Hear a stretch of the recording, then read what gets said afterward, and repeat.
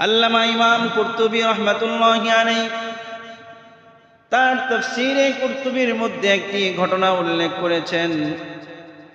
আল্লাহর নবী সাল্লাল্লাহু আলাইহি ওয়াসাল্লাম যখন মক্কা থেকে তিনি মদিনায় হিজরত করেছেন, মক্কা থেকে মদিনায় হিজরত করার পরে বিভিন্ন এলাকা থেকে, বিভিন্ন জায়গা থেকে, বিভিন্ন দেশ থেকে দলে দলে মানুষ মুসলমান হওয়ার জন্য আল্লাহর নবীর কাছে চলে আসতেছিলেন।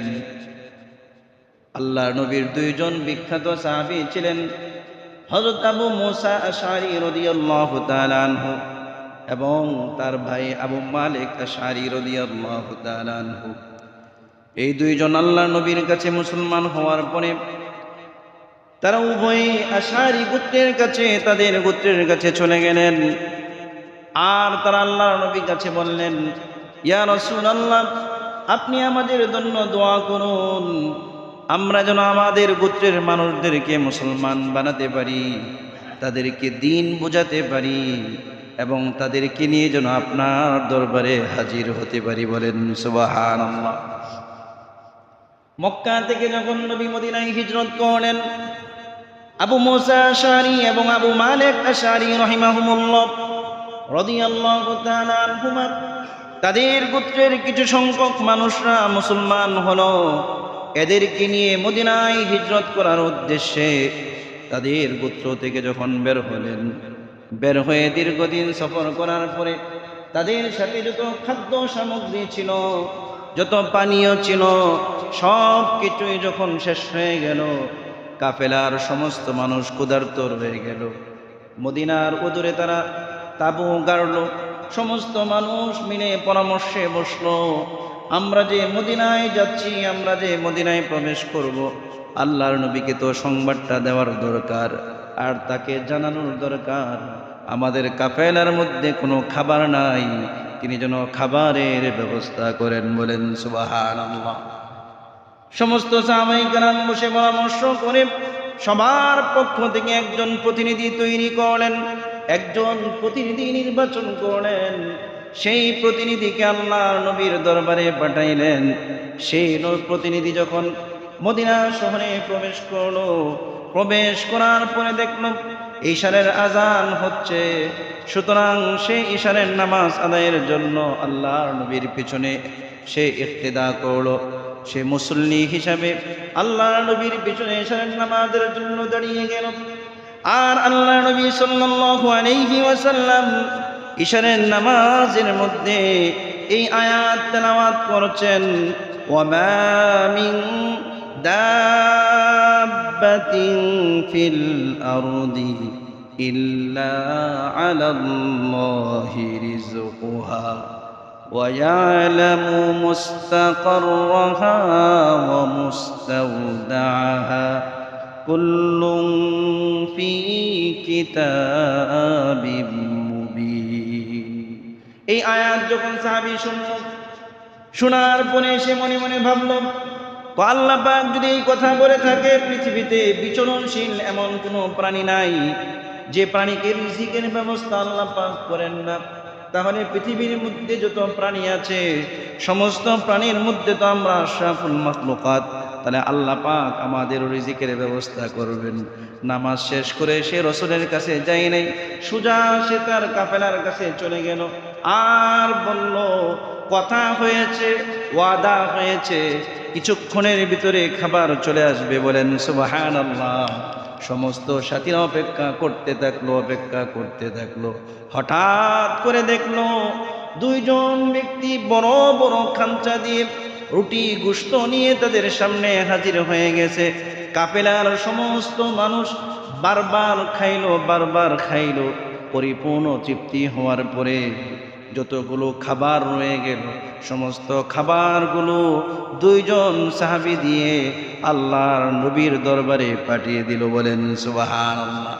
আল্লাহর নবীর দরবারে এসে বলছে, ইয়া রাসূলুল্লাহ, আপনি যে খাবার পাঠিয়েছিলেন আমাদের জন্য, এই খাবারগুলো রয়ে গেছে, সমস্ত খাবার খেয়ে শেষ করতে পারি নাই। এবার আল্লাহর নবী বলছেন, কখন খাবার পাঠাইলাম? আমি তো কোনো খাবার পাঠাই নাই। দুই সাহাবী সমস্ত ঘটনা যখন বর্ণনা করলো, এবার আল্লাহ নবী বুঝতে পারলেন, তিনি বললেন, এই খাবার আমি পাঠাই নাই, এই খাবার স্বয়ং আল্লাহ পাক ফেরেশতাদের মাধ্যমে পাঠিয়েছেন। বলেন সুবহানাল্লাহ। বালাগাল উলা বিকামালিহি কাশাফাত দুজা বিজামালিহি হাসনাত জামিউ ফিসালিহি সাল্লু আলাইহি ওয়া আলিহি। আল্লাহুম্মা সাল্লি আলা মুহাম্মাদ بعدد أقطار الأمطار وصل على محمد بعدد أوراق الأشجار وصل على محمد بعدد حيوانات البراري والبحار. الحمد لله. আল্লাহ পাকের দরবারে লাখো কোটি শুকরিয়া, যিনি আমাদেরকে আজকের গুরুত্বপূর্ণ জুমায় বিভিন্ন এলাকার বিভিন্ন পরিবারের অসংখ্য অগণিত মানুষ থেকে যাচাই বাছাই করে মোহাব্বত করে ভালোবেসে যিনি তার ঘর মসজিদে আসার বসার তৌফিক দিয়েছেন, সেই মহান রবের দরবারে সবাই অন্তরস্থল থেকে, হৃদয়ের গভীর থেকে, মন ভরে প্রাণ খুলে হৃদয়ের সব রকম ভালোবাসাকে উজাড় করে দিয়ে সবাই একত্রে সুউচ্চ সুরে সর্বশক্তি প্রয়োগ করে আল্লাহর শেখানো ভাষায় কালিমাতুশ শুকর আদায় করে বলছি আলহামদুলিল্লাহ। সম্মানিত উপস্থিতি, আমি আপনাদের সামনে কোরআনে কারীমের 23 নম্বর সূরা সূরাতুল মুমিনুনের 51 নম্বর আয়াত তেলাওয়াত করেছি। আল্লাহ নবীর অসংখ্য হাদিস থেকে একটি হাদিস তেলাওয়াত করেছি। এই আয়াত এবং হাদিসকে সামনে রেখে একটি গুরুত্বপূর্ণ বিষয় আজকে আলোচনা করব, সেটা হচ্ছে হালাল খাবার, হালাল ইনকাম, হালাল খাবার, হালাল উপার্জনের গুরুত্ব। আল্লাহ রাব্বুল আলামিন পৃথিবীতে যত প্রাণী সৃষ্টি করেছেন, সমস্ত প্রাণীকেই তাদের জীবন যাপন বাঁচানোর উপকরণ দিয়েছেন। এমন কোনো প্রাণী নাই যে প্রাণীকে আল্লাহ পাক শুধু দুনিয়াতে পাঠিয়েছেন আর তার বাঁচার কোনো উপকরণ দেন না। এমনি সাধারণত প্রাণী যে 3টি জিনিসের মাধ্যমে বাঁচে, যে 3টি জিনিস ছাড়া প্রাণী কোনোদিন বাঁচতে পারে না, এটা পুরাটাই রিজিক। 1 নম্বর হচ্ছে অক্সিজেন। অক্সিজেন ছাড়া কোনো প্রাণী বাঁচবে? কি বলেন? সম্ভাবনা আছে? 2 নম্বর হচ্ছে খাদ্য। 3 নম্বর হচ্ছে পানি। এই খাদ্য, পানি, বাতাস, খাদ্য, পানি, বাতাস, এই 3টি ছাড়া প্রাণী দুনিয়াতে বাঁচা অসম্ভব। এই 3টি জিনিসই রিজিক। এই 3টি জিনিসই কি? রিজিক। আল্লাহ পাক যত প্রাণী পাঠিয়েছেন, সৃষ্টি করেছেন, সমস্ত প্রাণীর রিজিকের ব্যবস্থাও তিনি করেছেন। সুবহানাল্লাহ। বিষয়টি এমন না যে আল্লাহকে কেউ বলল, চাপ প্রয়োগ করলো যে আল্লাহ তুমি যেহেতু সৃষ্টি করছো, খাবারের দায়িত্বটা তুমিই নাও। এরকম চাপ প্রয়োগ করার মতো কোনো শক্তি, মহাশক্তি আছে? বলেন। কিন্তু আল্লাহ পাক নিজ দায়িত্বে নিয়েছেন, নিজে নিয়েছেন, ওনাকে দায়িত্ব দেওয়া হয় নাই। আল্লাহ পাক নিজে সমস্ত কিছুর রিজিকের দায়িত্ব নিয়েছেন। বলেন সুবহান।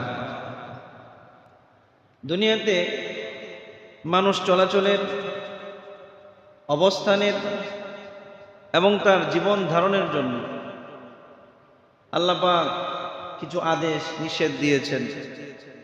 এমনিভাবে রিজিকের ব্যাপারেও আল্লাহ পাক কিছু আদেশ নিষেধ দিয়েছেন। আদেশগুলো পালন করা, নিষেধগুলো থেকে বেঁচে থাকাই মুমিনের দায়িত্ব, কর্তব্য।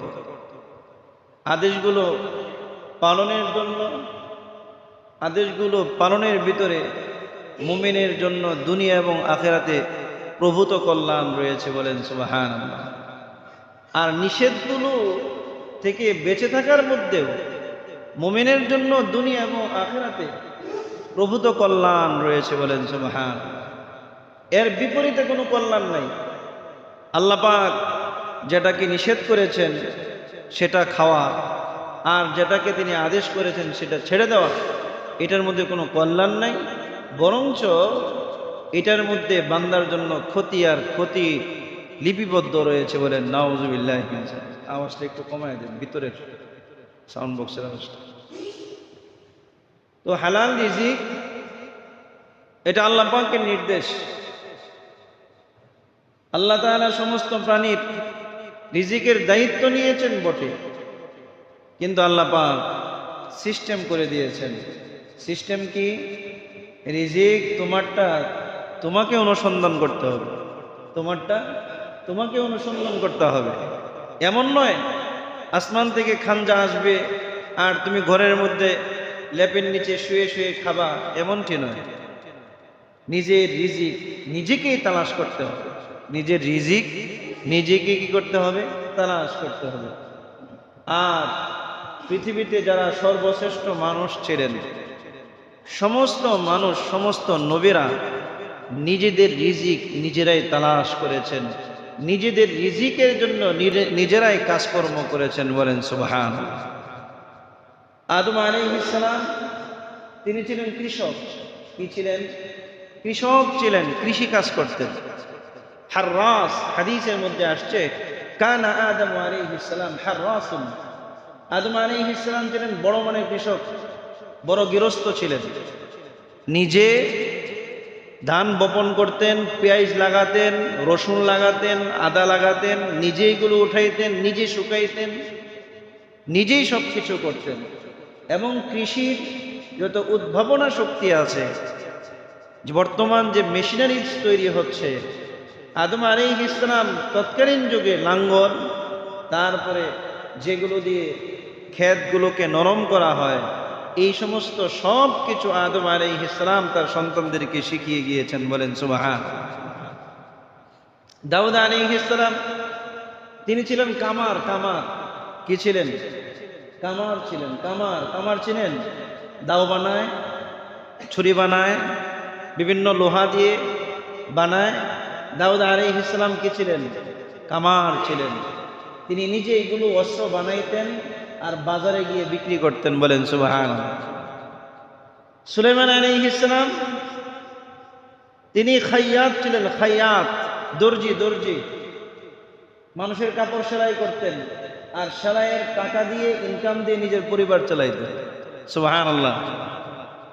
প্রত্যেক নবীর এক একজনের এক একটি পেশা ছিল।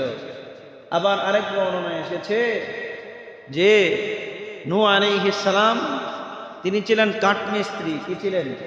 কাঠমিস্ত্রি। যে কিস্তি, এই কিস্তি নূহ আলাইহিস সালাম নিজে তৈরি করেছেন, সুবহানাল্লাহ। প্রত্যেক নবী, আল্লাহ তাআলা বলেন যত পৃথিবীতে নবী রাসূল গেছেন, সমস্ত নবী রাসূলকে আল্লাহ তাআলা বকরি চড়াইছেন। নবী রাসূলদেরকে দিয়ে কি করাইছেন? বকরি চড়াইছেন, রাখালি কাজ করাইছেন। কেন? কারণ হচ্ছে যারা রাখাল এদের ধৈর্য শক্তি অনেক বেশি হয়।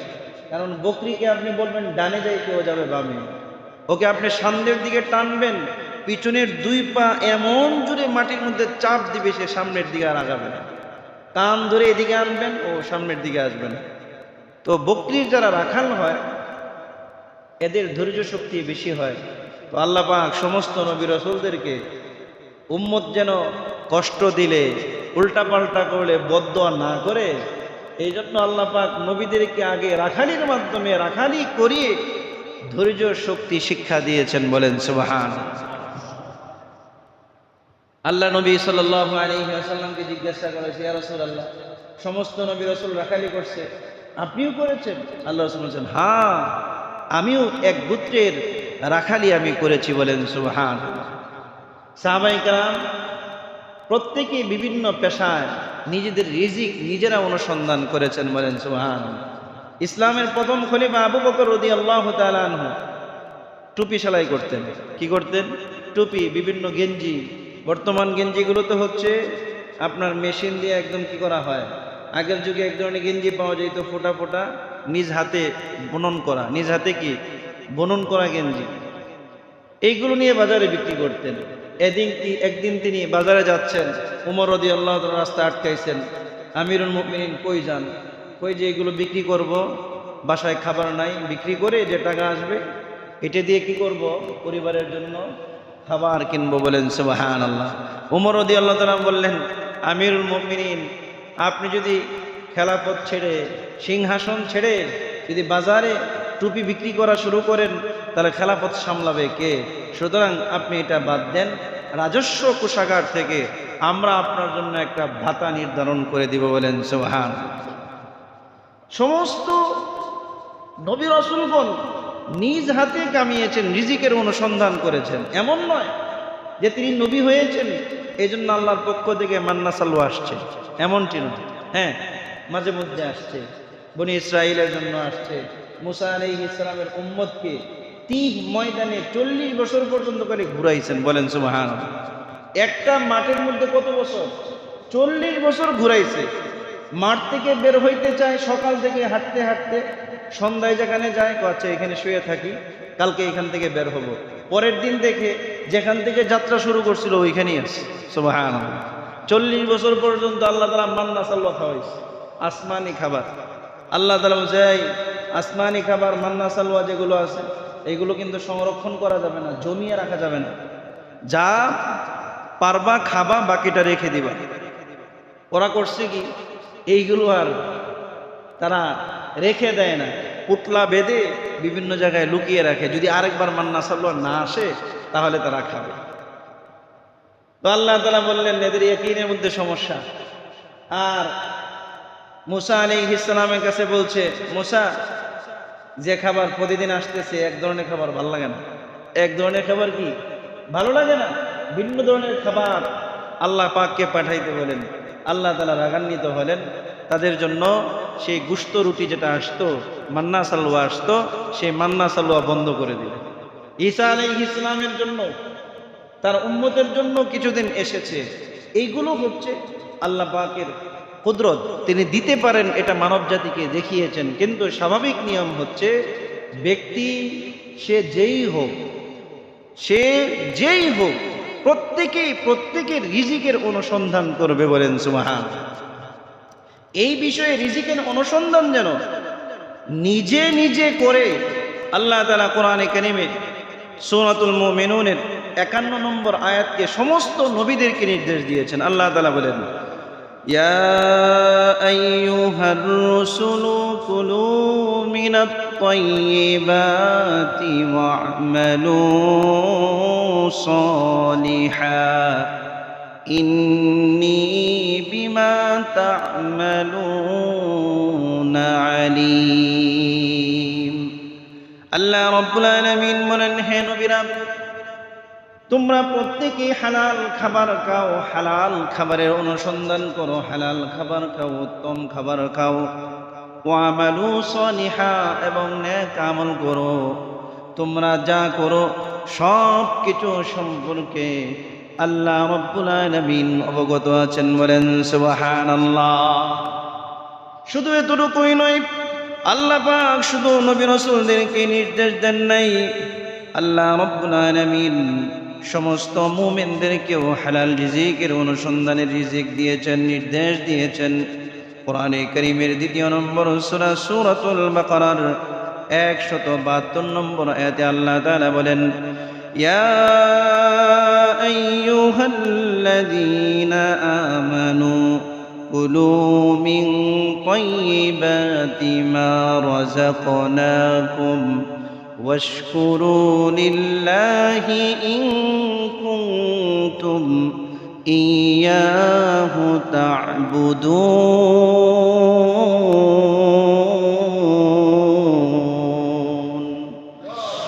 আল্লাহ রাব্বুল আলামিন বলেন, হে ইমানদাররা, কুলু মিন তাইয়্যিবাতি মা রাযাকনাকুম, আমি তোমাদেরকে যত ধরনের হালাল রিজিক দিয়েছি, যত রিজিক দিয়েছি এই রিজিকগুলোর মধ্যে উত্তম উত্তম রিজিকগুলো থেকে তোমরা খাবার খাও আর আল্লাহ পাকের শুকরিয়া আদায় করো আর একমাত্র আল্লাহ রব্বুল আলামিনের ইবাদত বন্দেগী করো। বলেন সুবহানাল্লাহ। আল্লাহ পাক হালাল রিজিক খাওয়ার ব্যাপারে নির্দেশ দিয়েছেন। হাদিসের মধ্যে এসেছে কাসবুল হালাল ফরিদা বাদাল ফরিদা, হালাল রিজিক অনুসন্ধান করা। 5 ওয়াক্ত নামাজ যেমন ফরজ, অন্যান্য যেমন ফরজ আছে, ওই রকম একটি ফরজ হচ্ছে হালাল রিজিক অনুসন্ধান করা। বলেন সুবহানাল্লাহ। ইসলাম প্রত্যেক মানুষকে সেলফ ডিফেন্স শিখিয়েছে। নিজে নিজেরটা করো, সেলফ ডিফেন্স। অন্যের কাছে হাত পাতা, অন্যের দিকে তাকিয়ে থাকা, এটা ইসলাম সদা সর্বদা নিরুৎসাহিত করেছে। হাদিস শরীফের মধ্যে এসেছে আল্লাহ নবী বলেন, নিচের হাতের চেয়ে উপরের হাত উত্তম। বলেন সুবহানাল্লাহ। তার মানে দান গ্রহীতার চেয়ে দানকারীর হাত কি উত্তম, দান গ্রহীতার চেয়ে দানকারীর হাত কি উত্তম। ইসলাম সবচেয়ে বেশি সেলফ ডিফেন্স শিখিয়েছেন। আর আল্লাহ রব্বুল আলামিন বলেন, রিজিকের টেনশন কেন করো? রিজিকের সমস্ত দায় দায়িত্ব কার? জোরে বলেন না কার ভাই? সমস্ত দায় দায়িত্ব আল্লাহ। কুরআন খুলে দেখুন, আল্লাহ রব্বুল আলামিন সূরা ইউনূসের 2 নম্বর আয়াতের মধ্যে বলেন, ওয়ামা মিন দাব্বাতিন ফিল আরদি ইল্লা আলাল্লাহি রিজকুহা ওয়া ইয়ালামু মুস্তাকাররাহা ওয়া মুস্তাওদাআহা কুল্লুন ফী কিতাবিম মুবিন।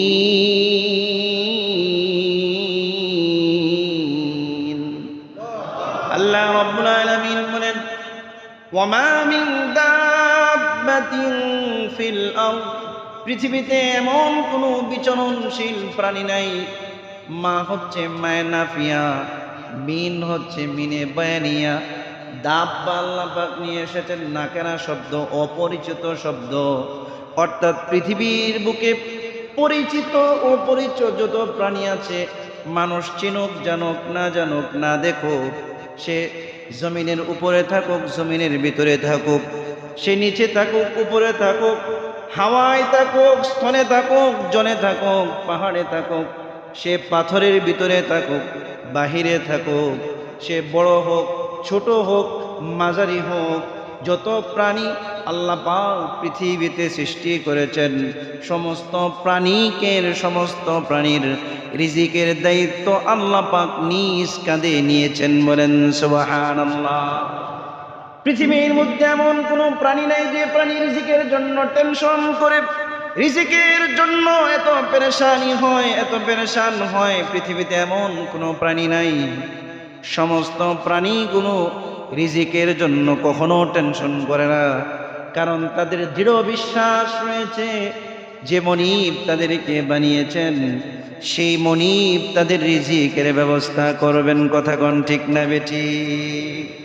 আল্লাহ রাব্বুল আলামিন বলেন, যদি তোমরা আল্লাহর উপর পরিপূর্ণ তাওয়াক্কুল করতে পারো, যতটুকু তাওয়াক্কুল করা দরকার, যদি পরিপূর্ণরূপে তাওয়াক্কুল করতে পারো, তাহলে আল্লাহ পাক এই যে আসমানে যে পাখিগুলো উঠতেছে, ওই পাখিগুলোকে যেভাবে রিজিক দেন, পাখিগুলো সকালবেলায় একদম খালি পেটে ঘর থেকে বের হয়, আর সন্ধ্যাবেলায় তারা পেট পূর্তি করে নিজ বাসায় ফিরে আসে। আল্লাহ পাক বলেন, ওই পাখিদের মতো আল্লাহ তাআলা তোমাদের রিজিকের ব্যবস্থা করে দিবেন। বলেন সুবহানাল্লাহ। পৃথিবীতে একমাত্র মানুষই খাবার নিয়ে টেনশনের মধ্যে থাকে, রিজিক নিয়ে সে পেরেশান, এত পেরেশান, ফজরের আযান হয় নামাজের জন্য সে উঠতে পারে না, কিন্তু ঠিকই সে কোম্পানিতে চাকরির জন্য দৌড়াচ্ছে। কথা কোন ঠিক না বেঠিক? এত পেরেশান, 5 ওয়াক্ত নামাজের 1 ওয়াক্ত নামাজও সে টাইম পায় না। ঠিকই সে ভোর 4টায় উঠেছিল, রাত 12টায় সে ঘুমাতে যায়। সারাক্ষণ শুধু রিজিক আর রিজিক, কথা কোন ঠিক না বেঠিক? পৃথিবীতে এমন কোনো প্রাণী আছে যে প্রাণী আপনার ব্যাংক ব্যালেন্স খাবার সঞ্চিত রাখে? আছে? শকুন, শকুন আছে না? শকুনের অ্যাকাউন্টে কি পরিমাণ মরা গরু জমা আছে? আছে নাকি? কি বলেন, আছে? মরা গরু জমা রাখে? শকুন আসমানের মধ্যে উঠতে থাকে। আল্লাহ পাক শকুনের চোখ এত পাওয়ারফুল, সে 3 থেকে 3.5 কিলোমিটার উপর থেকেও আপনার 1-1.5 ফিট পানির ভিতরে যে মলা মাছ দৌড়াচ্ছে, সেই মলা মাছটা পর্যন্ত সে দেখতে পারে। বলেন সুবহানাল্লাহ। পারবেন? কি বলেন? 3 থেকে 3.5 কিলোমিটার, 10 হাত দূরেই তো আপনি দেখেন, কথা কোন ঠিক না বেঠিক?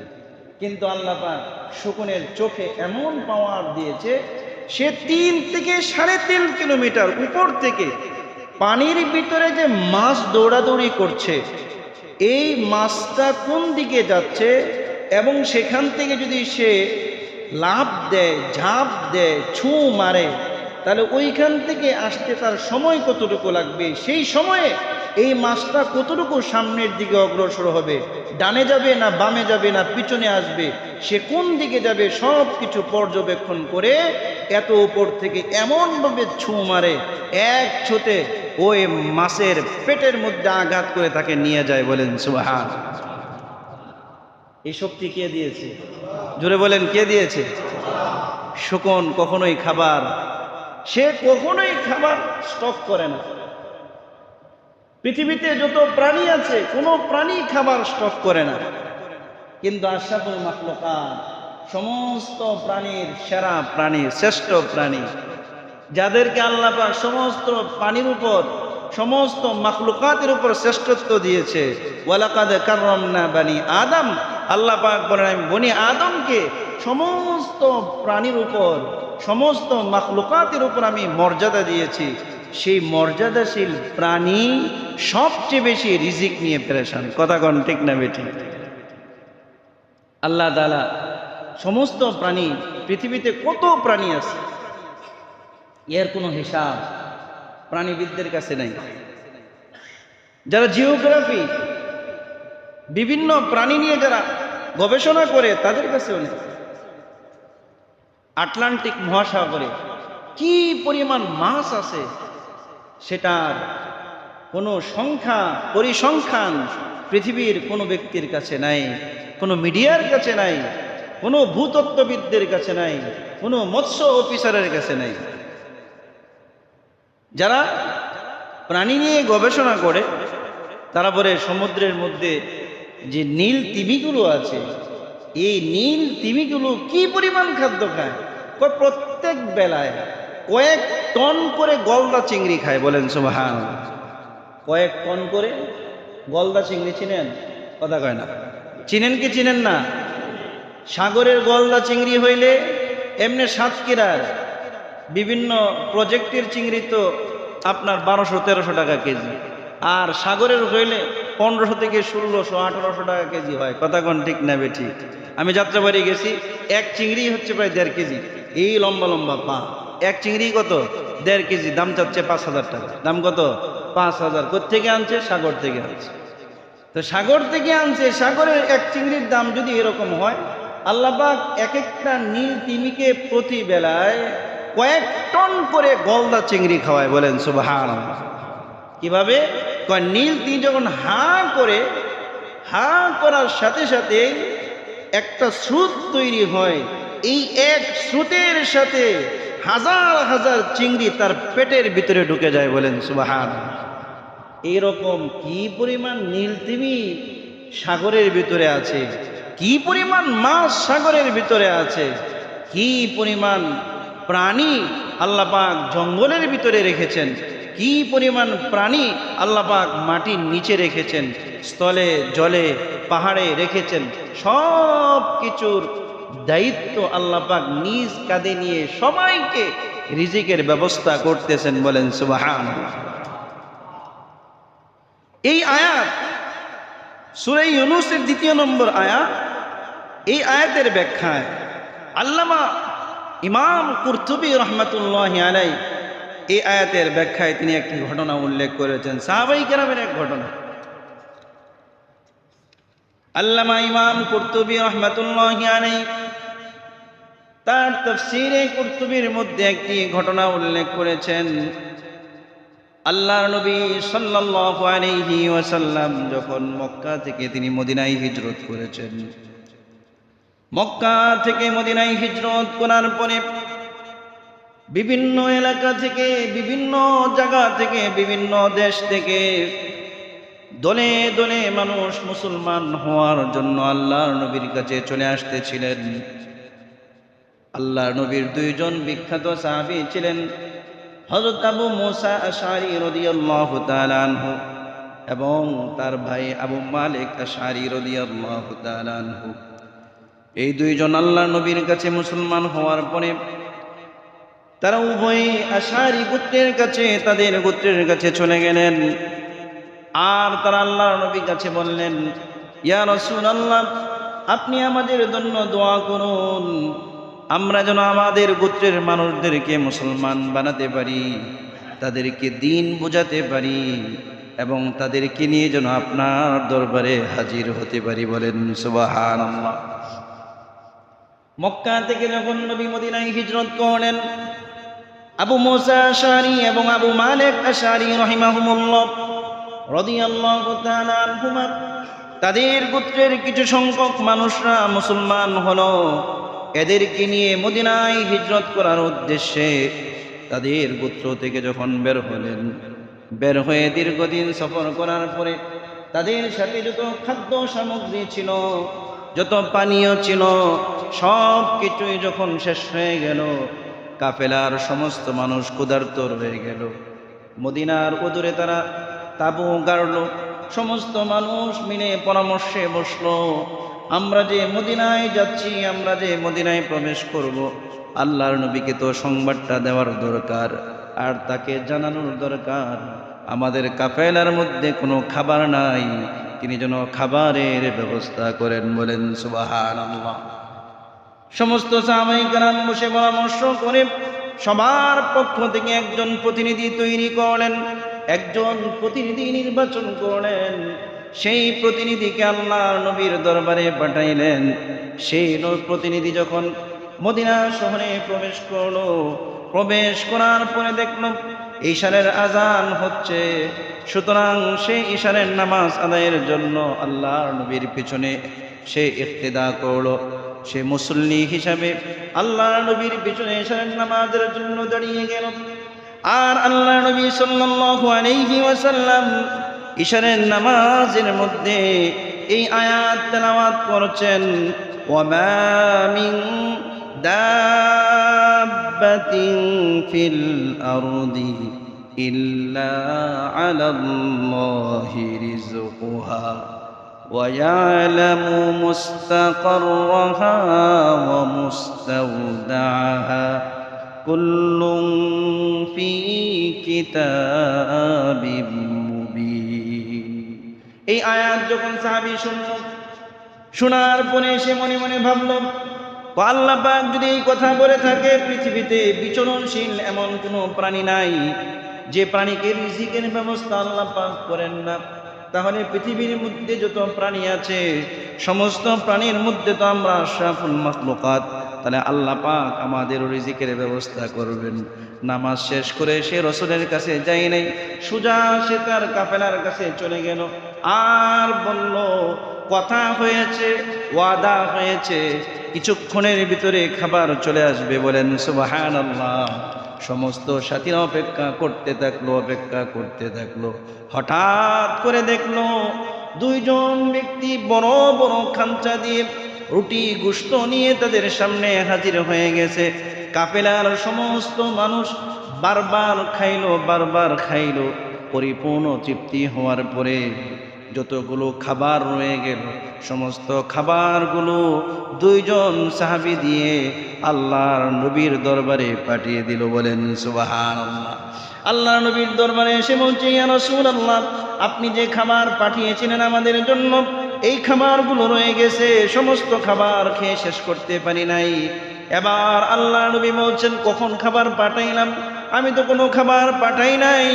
দুই সাহাবী সমস্ত ঘটনা যখন বর্ণনা করলো, এবার আল্লাহ নবী বুঝতে পারলেন, তিনি বললেন, এই খাবার আমি পাঠাই নাই, এই খাবার স্বয়ং আল্লাহ পাক ফেরেশতাদের মাধ্যমে পাঠিয়েছেন। বলেন সুবহানাল্লাহ।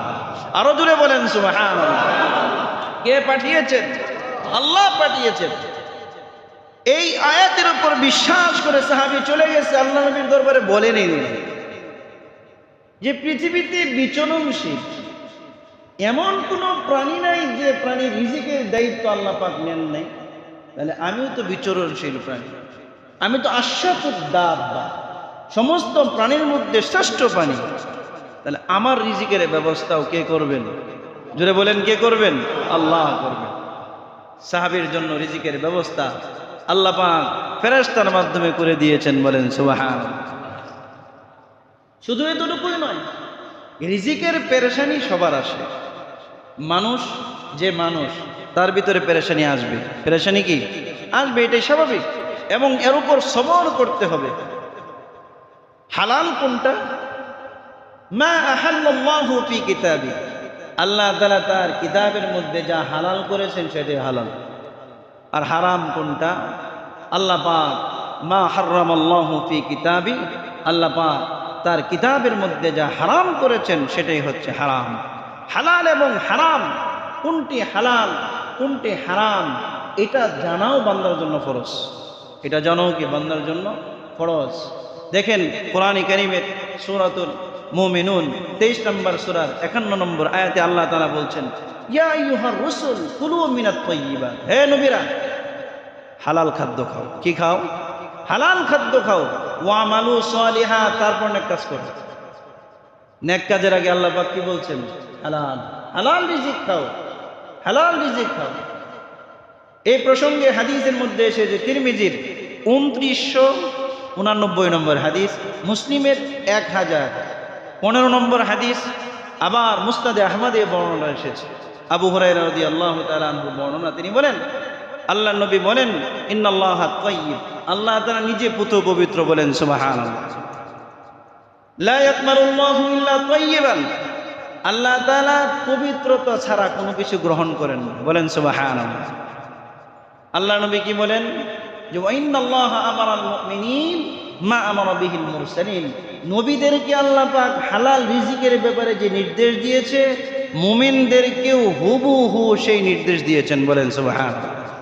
তারপর আল্লাহ নবী এই আয়াত এবং সূরা বাকারার ওই আয়াত 73 নম্বর 173 নম্বর আয়াত, দুটি আয়াত তেলাওয়াত করে তারপর মূল টুইস্ট যেটা, সেটা হচ্ছে আল্লাহ নবী ওয়াযাকারার রাজুল, এক ব্যক্তির আলোচনা করেন, জুতিলুস সফর, যে দীর্ঘ সফর করার কারণে আসআতা আগবারা, তার মাথার চুল এলোমেলো হয়ে গেছে, গোটা চেহারা ধুলায় দূষরিত। গোটা চেহারা কি ভাই? ধুলোয় দূষরিত। সে কি করছে? সে তার উভয় হাত আসমানের দিকে সে হাত বাড়িয়েছে আর বলছে, ইয়া রব্বি ইয়া রব্বি, আল্লাহ তুমি আমাকে এটা দাও, ওইটা দাও, এটা কবুল করো, এটা করো, ওইটা করো। এইভাবে সে দোয়া করতেছে। অথচ হাদিসের মধ্যে আল্লাহ নবী বলেন, 3 ব্যক্তির দোয়া ডাইরেক্ট কবুল। বলেন সুবহানাল্লাহ। কি কবুল? ডাইরেক্ট, ডাইরেক্ট, কোনো পর্দা নাই। সন্তানের জন্য মা বাবার, জালেমের জন্য মাজলুমের, আর হচ্ছে মুসাফিরের দোয়া। বলেন সুবহানাল্লাহ। এক তো সে মুসাফির, দীর্ঘ সফর করতেছে, তো এই ব্যক্তির দোয়া তো ডাইরেক্ট কবুল। আল্লাহ নবী বলেন যার দোয়া কবুল হচ্ছে না কেন? কয় ফামাতআমুহু হারাম ওয়া মাশরাবুহু হারাম ওয়া মালবাসুহু হারাম ওয়া দিরাউহু হারাম। ব্যক্তির খাবার হারাম, পোশাক হারাম, ব্যক্তির যা কিছু আছে ইনকাম, তার পোশাক, তার খাদ্য, তার পানীয়, সব কিছু হারাম। আল্লাহ নবী বলেন ফান্না যালিকা লিমান ইস্তাজাবু, যে আল্লাহ তাআলা তাহলে কিভাবে ব্যক্তির দোয়া কবুল করবে? কিভাবে আল্লাহ তাআলা ব্যক্তির দোয়া কবুল করবে? আমাদের অবস্থা কি? হুজুর দোয়া করেন, এই যে এত দোয়া করি, দোয়া তো আর কবুল হয় না। হবে কিভাবে? আপনার ইনকাম 100% হালাল নেই, কথা কন না। আপনার ইনকাম 100% হালাল নেই, আপনার সম্পদের যে পরিধি আছে এই সম্পদের মধ্যে জুলুম আছে কিনা, বাটপারি আছে কিনা, ওজনে কম দেওয়া আছে কিনা, শ্রমিকদের টাকা মারা আছে কিনা, বিভিন্ন মানুষের হক মারা আছে কিনা, ভাই বোনদের ওয়ারিশ মেরেছেন কিনা, এইগুলোর কোনো লক্ষ্য আছে? কথা কন ঠিক না বেঠিক? আপনি 2 নম্বর মাল 1 নম্বর করে বিক্রি করতেছেন কিনা, হ্যাঁ 500 ফুটের কথা বলে আপনি 480 ফুট দিচ্ছেন কিনা, সেটার হিসাব আপনি আপনারটাই জানেন। কথা কন ঠিক না বেঠিক? আপনার ভিসা হারাম, আপনার ইনকাম হারাম, আপনার খাদ্য হারাম, পোশাক হারাম, আপনি কিয়ামত পর্যন্ত সিজদায় পড়ে থাকলে আল্লাহ পাক আপনার দোয়া কবুল করবে না। কথা কন ঠিক না বেঠিক? কারণ আল্লাহ নিজে পবিত্র, লা ইয়াকবালুল্লাহ ইল্লা তাইয়িবান, তিনি পবিত্রতা ছাড়া আর কোনো কিছুই গ্রহণ করেন না। বলেন সুবহানাল্লাহ। মানুষের একটা ভুল ধারণা, সেটা হচ্ছে শর্টকাটে বড়লোক, শর্টকাটে বড়লোক হওয়ার চিন্তা করে। এটা ভুল পদ্ধতি। এটা কি ভাই? ভুল পদ্ধতি। রিজিকে যা আছে, রিজিকে মনে করবেন রিজিকে যা আছে, বলেন রিজিকে যা আছে, যেখানেই থাকেন, যেভাবেই থাকেন, যেখানেই থাকেন, যেভাবেই থাকেন, সেই পরিমাণ সম্পদ আপনার ভাগ্যে আসবে আসবে আসবে, কোনো সন্দেহ নেই। আসবে, কোনো সন্দেহ নাই, কোনো সন্দেহ নেই। আপনার রিজিকে আছে, কথা আর কথা। উদাহরণস্বরূপ বলছি, 2000 লিটারের এক ট্যাঙ্কি পানি আপনার রিজিকে আছে। এই ট্যাঙ্কির চতুর্পাশে 5টা ট্যাপ লাগানো আছে। আপনার কাছে আপনি যদি চান যে আমি এই 5টা ট্যাপ একসাথে ছেড়ে সমস্ত পানি সংগ্রহ করব, সেটাও সম্ভব। আর যদি চান যে না, আমি একটা ট্যাপ ছেড়ে এই পানি আমি সংগ্রহ করব, তো আপনার তকদিরে যে 2000 লিটার পানি আছে, এই 2000 লিটার পানি যদি একটা ট্যাপ ছাড়েন, সেটা শেষ পর্যন্ত শেষ হবে কি হবে না? কথা বলেন। 5টা ছাড়লে খুব দ্রুত শেষ হবে, একটা ছাড়লে আস্তে আস্তে। হালাল হচ্ছে আস্তে আস্তে, আর হারাম হচ্ছে খুব দ্রুত। হারাম হচ্ছে কি? খুব দ্রুত। আজকে যারা অবৈধ পন্থায় বিভিন্নভাবে কোটি কোটি টাকার মালিক হচ্ছে, আল্লাহর কসম, এরা যদি হালালভাবে চেষ্টা করত, সেই পরিমাণ সম্পদ তাদের আসতো। বলেন সুবহানাল্লাহ। এতটুকু দৃঢ় বিশ্বাস রাখবেন। সুতরাং আপনার কর্ম পদ্ধতি হালাল হওয়া চাই, ব্যবসা হালাল হওয়া চাই, আপনার চাকরি হালাল হওয়া চাই, আপনার সব কিছু হালাল হওয়া চাই। হালাল যদি হয়, ইবাদত কবুল হবে, হালাল বিহীন কবুল হবে না। আল্লাহ নবী বলেন, লা ইয়াদখুলুল জান্নাতা জাসাদুন, এই শরীর কখনোই জান্নাতে প্রবেশ করবে না, গুযিয়া বিল হারাম, যে শরীরের রক্ত মাংস হারাম সম্পদ দ্বারা গঠিত হয়েছে। বলেন নাউজুবিল্লাহ। আল্লাহ নবী অন্য হাদিসের মধ্যে বলেন, যে ব্যক্তির শরীরের রক্ত মাংস হারাম সম্পদ দ্বারা গঠিত হয়েছে, ওই ব্যক্তির জন্য তো জাহান্নামই সর্বোত্তম ঠিকানা। বলেন নাউজুবিল্লাহ। এটা জান্নাতে যাবে না। হারাম এটা মারাত্মক ধরনের খারাপ জিনিস, মারাত্মক দিনের খারাপ জিনিস। হারাম রিজিকের কি কি পরিমাণ ভয়াবহতা আছে আগামী সপ্তাহে আলোচনা করব। আজকে তো হালাল রিজিকের আলোচনা করলাম, হারামের আলোচনা আগামী সপ্তাহে করব ইনশাআল্লাহ। বুঝতে পারবেন হারামের কি ভয়াবহতা, এবং বর্তমান দেশ সমাজ গোটা পৃথিবীর যে বর্তমান অবস্থা চলছে, চোখে আঙ্গুল দেখিয়ে দেখিয়ে দিব ইনশাআল্লাহ। সব কিছুর পিছনে সবচেয়ে বড় কারণ হচ্ছে হারাম ইনকাম। সব কিছুর পিছনে একমাত্র কারণ কি ভাই? হারাম ইনকাম। এই জন্য আসুন হালালের প্রতি আমরা উদ্বুদ্ধ হই, নিজে কাজ করার চেষ্টা করি, কোনো কাজকে ছোট মনে করব না। আমি ইমাম সাহেব নামাজ পড়ানোর পরে যদি মুচিগিরি করি, ইমামতি থাকবে আমার? কথা কন না, এই যে কথা কয় না, থাকবে থাকবে না? হ্যাঁ জি, আল্লাহ সর্বনাশ করছে। মুসারের পিছনে নামাজ পড়বো, অথচ বুখারী মুসলিম সহ বড় বড় কিতাব আছে। এই কিতাব যাদের কাছ থেকে আমরা হাদিস সংগ্রহ করছি, এই হাদিসের বহুত বড় বড় রাবি ছিলেন, যারা দিন শেষে মুচির কাজ করেছেন। বলেন সুবহানাল্লাহ। হালাল কাজ কোনোটাই ছোট নয়, হালাল কাজ সবগুলো সম্মানজনক। চাঁদাবাজি, লুণ্ঠন করা, ডাকাতি করা, সন্ত্রাসী করা, মাস্তানি করা, ট্যাক্স উঠানো, জনগণকে কষ্ট দেওয়া, এটা যত বড় পেশা, যত মালের টাকা হোক না কেন, এটা আল্লাহর কাছে সবচেয়ে বড় নিকৃষ্ট। আর হালাল, সেটা যত ছোট পেশাই হোক না কেন, আল্লাহর কাছে সেটা তত বেশি সম্মানিত। বলেন সুবহানাল্লাহ। এই জন্য আমরা হালাল হালাল পন্থা অবলম্বন করব, ঠিক আছে তো ইনশাআল্লাহ। আল্লাহ পাক আমাদের সবাইকে মৃত্যু পর্যন্ত হালালের উপর সবর করার, হালাল রিজিক অনুসন্ধান করার তৌফিক দান করুক। সকলে বলে আমিন।